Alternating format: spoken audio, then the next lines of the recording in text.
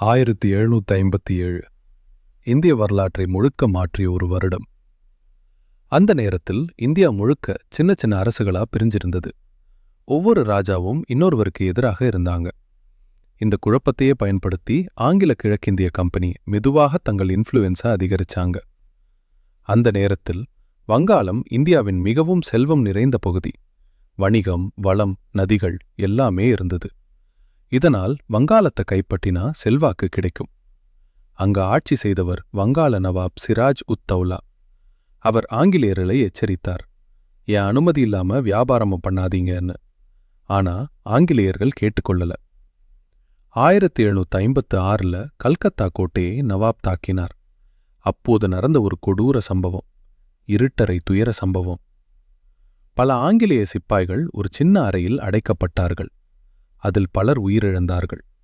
இந்த சம்பவம் ஆங்கிலேயர்களை மிகவும் கோபப்படுத்தியது. அந்த நேரத்தில் ராபர்ட் கிளைவ் ஆங்கிலேய படையை வழிநடத்தினார். அவர் நேராக போருக்கு போகவில்லை, ஒரு தந்திரம் போட்டார். நவாபின் தளபதி மீர் ஜாஃபரை ரகசியமாக சந்தித்தார். நீ எங்களுக்கு உதவி பண்ணினா உன்னை நவாபாக்குறோன்னு சொன்னார். இந்த ஆசைக்கு மீர் ஜாஃபர் சம்மதித்தார். இதன் விளைவாக 1757 பிளாசி பகுதியில் போர் நடந்தது. ஒரு பக்கம் நவாபின் படை, மற்றொரு பக்கம் ஆங்கிலேயர்கள். போர் ஆரம்பிச்சதும் மீர் ஜாஃபர் தன் படையுடன் நிற்கவே இருந்தார். அவர் போரில் உதவி செய்யவே இல்லை. அதுதான் அந்த துரோகம்.